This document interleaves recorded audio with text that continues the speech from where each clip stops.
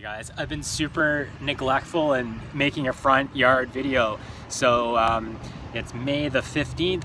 Let's just have a quick little go around. You can see what's happening in my area of Ontario, and you can see how explosive growth has been over the past week, because it's felt like summer for about a week now. It's awesome. So come around, have a look.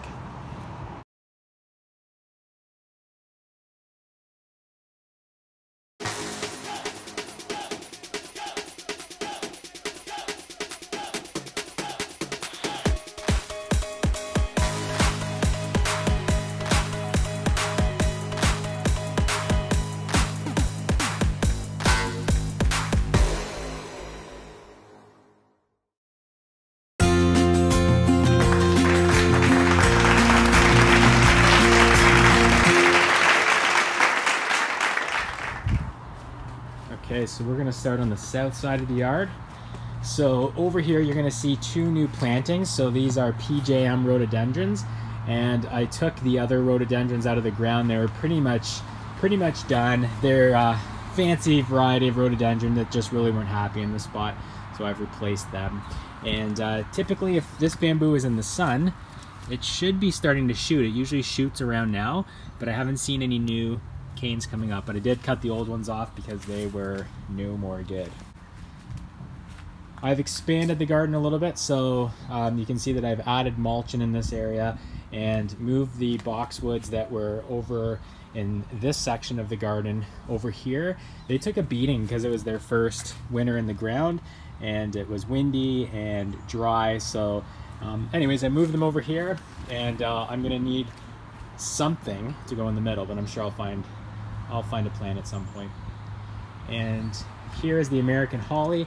If I was to shoot this video in another week, you would be in awe and wowed by it, but as you can see when you come on in closer, it is just starting the leafing out process. So this tree will be full of leaves and probably flowers in the next week or so.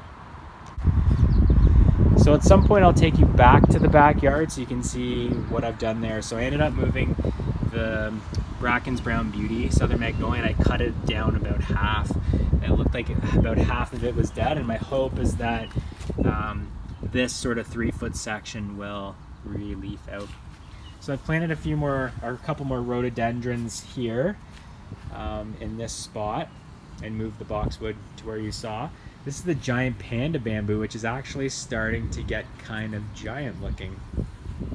And then here is two musabajus that I overwintered. They're a little bit sort of like bleached out, and that's just because I didn't slowly introduce them into the sun. I just kind of plopped them out here, but I'm sure this new leaf that's coming up will look fine. And here's the hardy orange that I planted in the ground in April, and they're supposedly hardy to zone 5. And we'll put that to the test here. Panning up, we've got the Virginiana that is just starting to leaf. It's just about as far along as the American holly. So in another week or so, this will be fully leafed out and should start flowering probably sometime in June. That's usually when it'll start flowering. Speaking of flowers, the Magnolia Elizabeth put out just an amazing amount of flowers this year. It looks so good, and now it's kind of in that phase of still has some flowers and starting to put out its leaves, but just an awesome showing this year. So speaking of flowers, the Windmill Palm is putting out its flowers. It only has 2, which is kind of interesting. So it's got 1 flower stalk here and 1 around this side. Unless it puts out a couple more, it's only got 2. But I'm gonna leave them on this year because it's got a full crown, and I really don't need to preserve any energy into the leaves. So it'll just stay like this. Looking really good. This palm's gonna look fantastic by the end of summer. All right, so unfortunately the boxwood tree too took a bit of a beating, so it's like starting to leaf over on this section, but this section is not doing a whole lot. So I pruned it back a little bit, and my hope is that it'll start sort of re-leafing from some of the stems.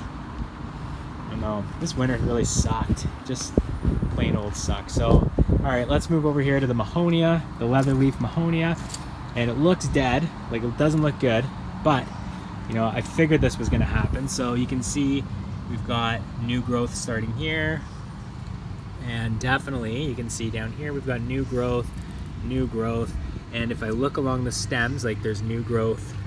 You can see my finger right there.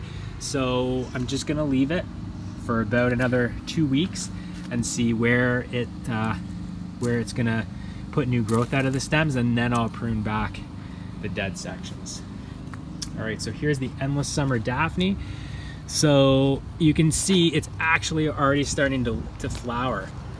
So if you think about it, this bloomed until almost Christmas last year. So if it does the same this year, it'll be blooming from the middle of May until almost the end of December, which is just crazy for a plant here in this area. And really, when you look at it, there's really not much stem dieback, if any, this year. It looks really, really healthy. So I'm happy. Speaking of not so happy though, this Acuba may actually be dead.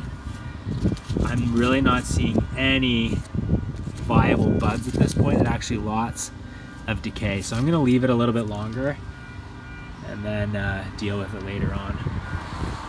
Japanese umbrella pine, looking really healthy. You can see it's gonna have new cones coming out soon. And as you can see, I've added on to the garden over here. I mean, I figured why have grass in this section when it doesn't grow anyways. So just might as well make it into garden. So the tree that I had here unfortunately croaked over the winter. So I've just put in a cedar and another rhododendron. I've got some other bulbs along here too that should start popping up. I feel like I need to make another video at some point about inflation in gardening, because aside from some of the big box stores, trying to get anything kind of cool or anything interesting at some of our local gardening stores is almost near impossible to afford plants this year. I don't know if you guys are experiencing that as well. So over here, looking really full, really great. So we've got the Virginias flowering, just finishing off. Some hollies. Rhododendron looks okay. Here is Jack in the pulpit. And where is his pulpit? Right in there. I don't know if you can see it. But Jack in the pulpit.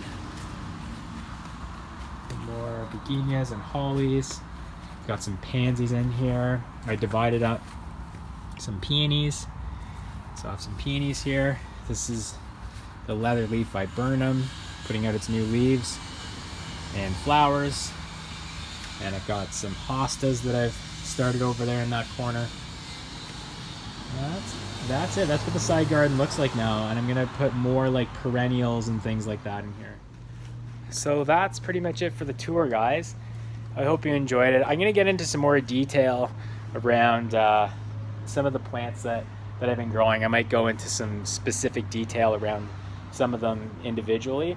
But comment below if you're finding too in your area, just the price of plants are just unbelievable.